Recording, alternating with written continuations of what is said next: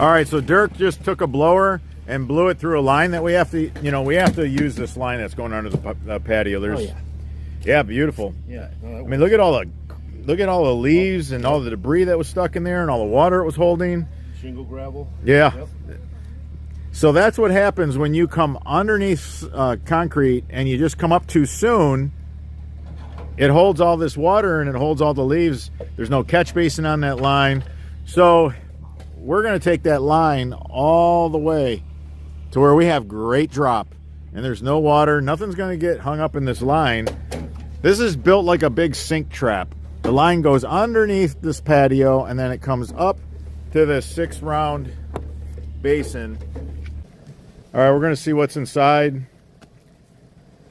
This is a perforated pipe buried with a sock on it. No stone. People think just because you got a sock on a pipe, dirt's not going to get in. This is a relatively new house. This pipe hasn't been in that long. You can see all the dirt. You can see how the pipe was filling with dirt.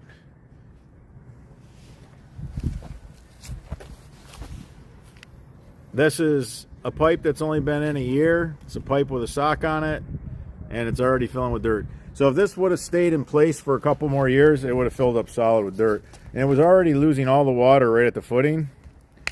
Never use a perforated pipe for a downspout system.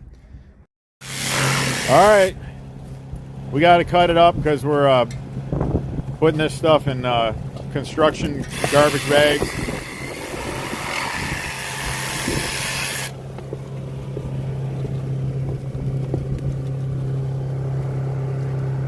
Yeah, this system was plugged solid.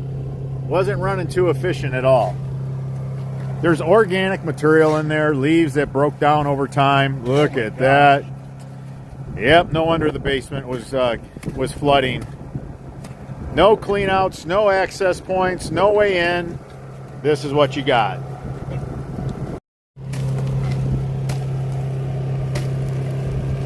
A lot of shingle gravel in these pipes. Here's the results of not having a catch basin. Look at all the shingle gravel that was in this system. This is why they had problems. That's why we're here. And when the installer leaves a belly, man, that thing is full. Like, that thing is full. Look at that. So there's the blockage, and you can't do anything with that. When they're full of shingle gravel, it weighs so much, it's so heavy. I'm not going to dump it out because it's full. I don't want it all over the lawn, make the job harder for the guys. All right, so Dirk just cut this open so we can show you what's inside. Look at that. Roots and shingle gravel. Unbelievable. This is exactly what happens when you don't tape all your connections. You don't have a leaf filter to filter out all the organics. You don't have a catch basin to catch all the shingle gravel. This shingle gravel got caught up in the leaves and the roots. So you need a leaf filter and you need to tape it. And then the shingle gravel in a smaller diameter pipe on a 2x3 will go all the way down to the sediment trap. That's ridiculous. Just roots in there. Yeah, that's a whole system in there. There was no leaves in that pipe, but all right there. And that's right when it comes off the roof and all the leaves got caught right in the 90. This is what always happens. They're just packed solid in there. Oh yeah, no water was getting through. This is why they flooded right here. They got shingle gravel and leaves. The leaves plugged it, and then the shingle gravel started piling up behind the leaves. Yeah, no, there's even some roots in there. Oh yeah. Yeah, that's a mess. That was right there in the corner. That's ground cover roots. All these lines were full of shingle gravel. There was no catch basin. I want to show you guys what this does when you don't have a catch basin for shingle gravel. So this entire pipe is full.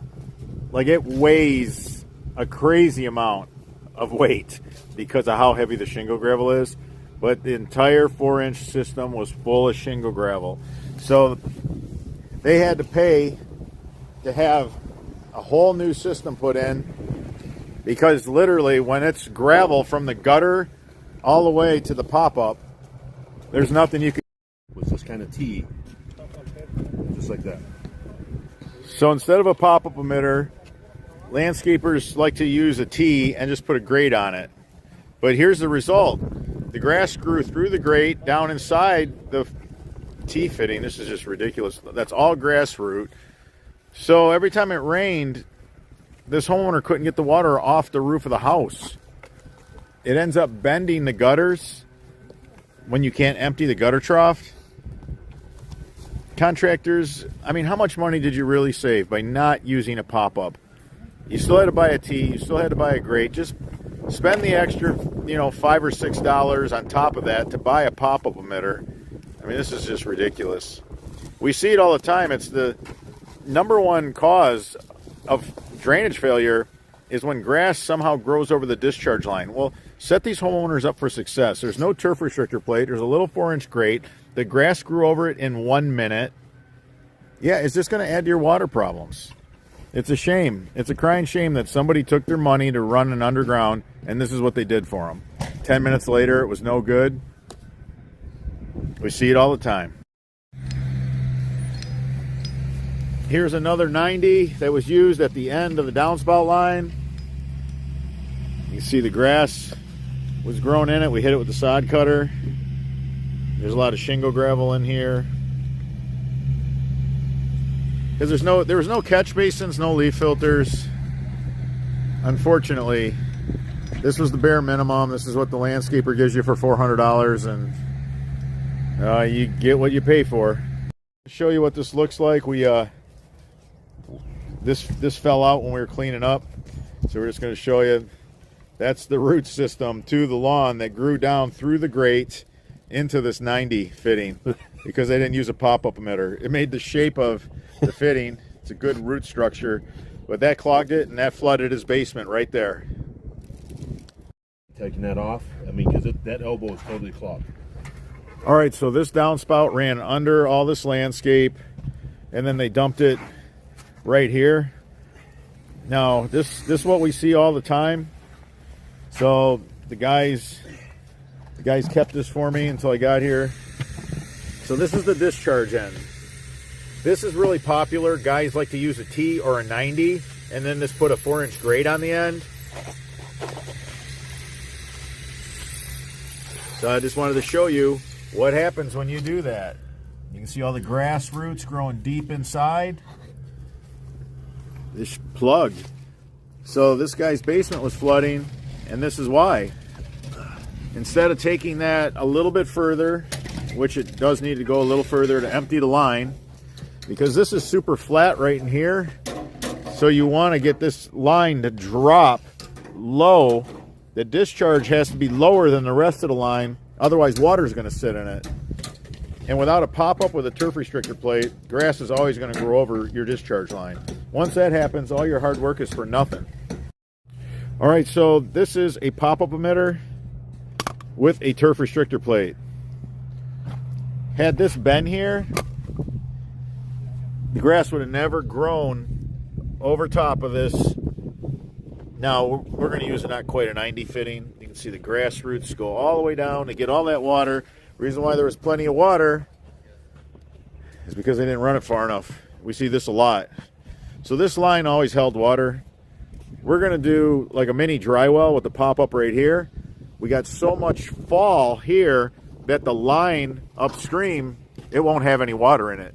Once the rain is over with, that's it, man. It's dry for the most part, and a little bit of water left, it'll just sit there in that little pop-up elbow, and it'll leach away because we do a mini dry well. Got another one. They brought the 90 out right here. They didn't take it out far enough, but this was grown over when the guys were trying to find it. You know, this is what it looks like. So when you just put a 4-inch grate in a 90, it doesn't do you any good. You need a turf restrictor plate. This is just going to grow right over that.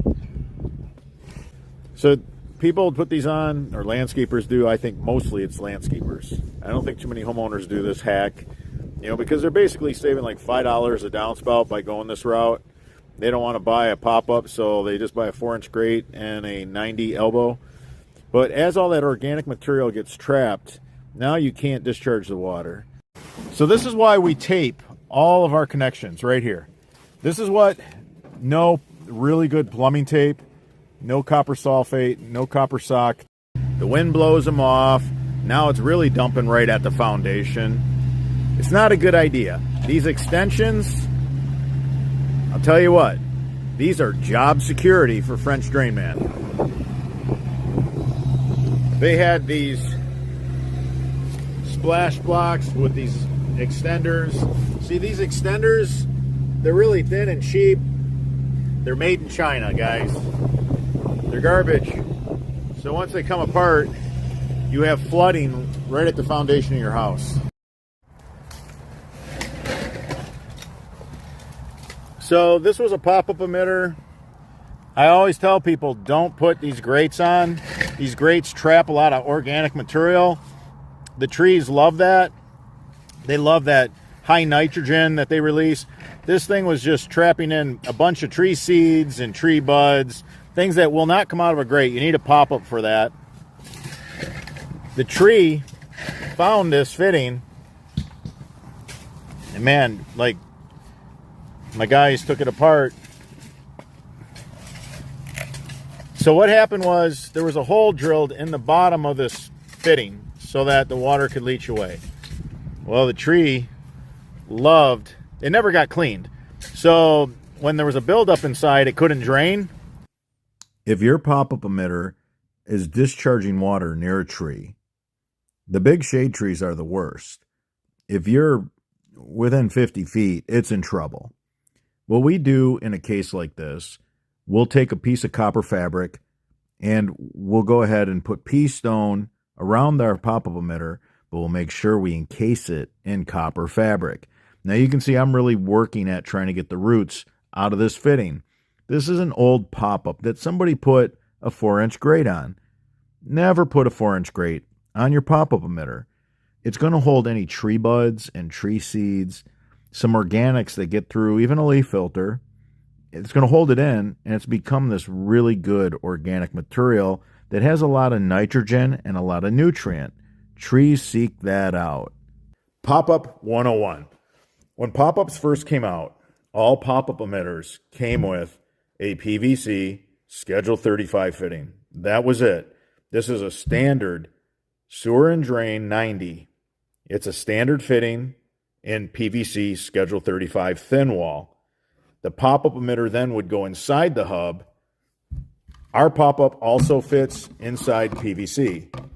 If it's a PVC system you want to build,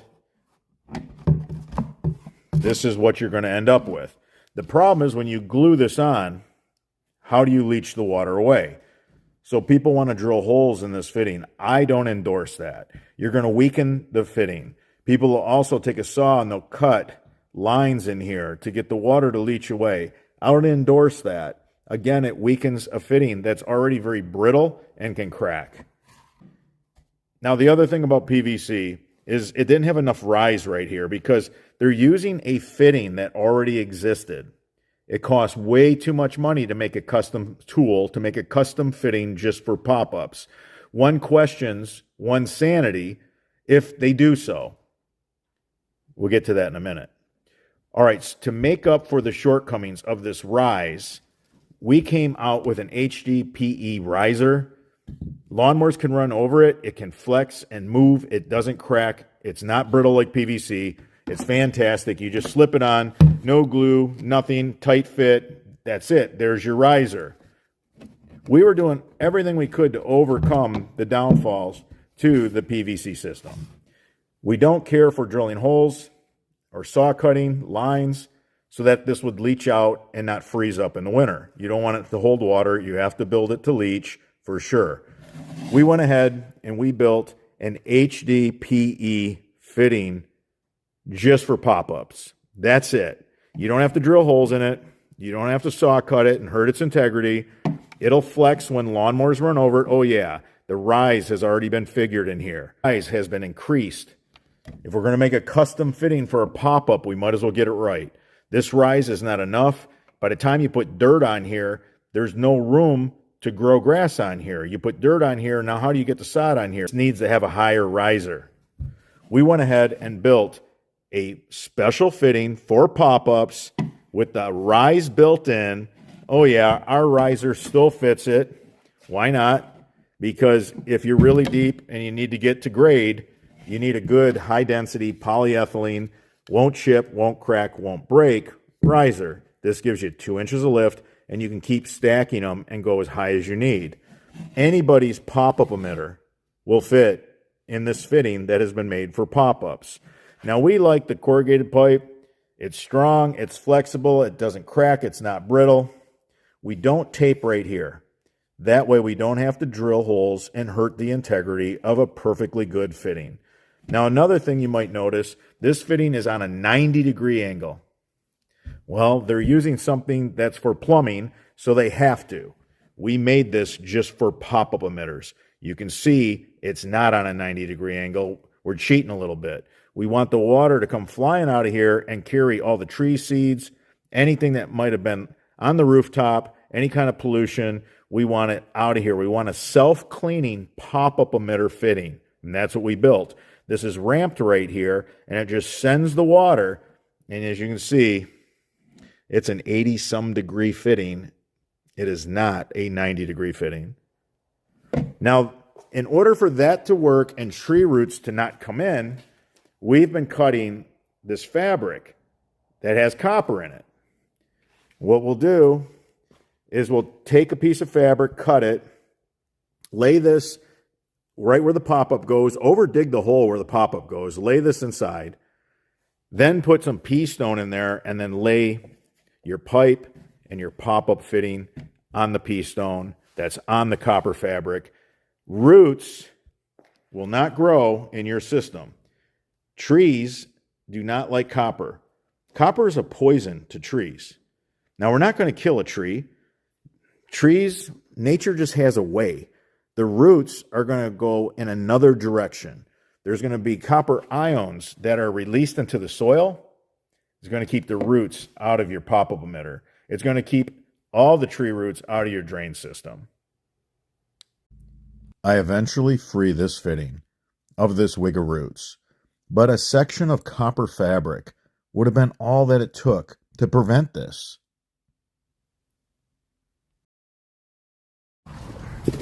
So there's not even a hole, but you can see the root and then how the root cracked this. See how this is cracked? The root got in there and then the root started growing. But whether this was done by the manufacturer of this fitting or the contractor, there's 3 areas that were just cut, so that water could leach away. Nobody ever checked it. Nobody kept an eye on it. You never want to do this anyways. Never use this for a pop-up emitter. You always want a pop-up where the lid will open up. You can get your hand down in there. You can service it. You can clean it.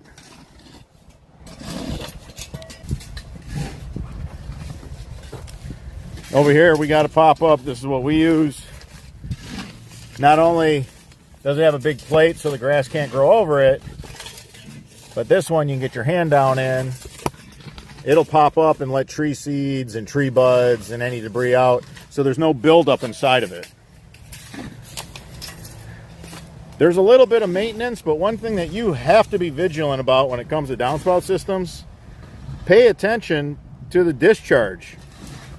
Pay attention to the discharge, always. If you're not discharging the water, doesn't matter how good your system is. Everything's going to fail.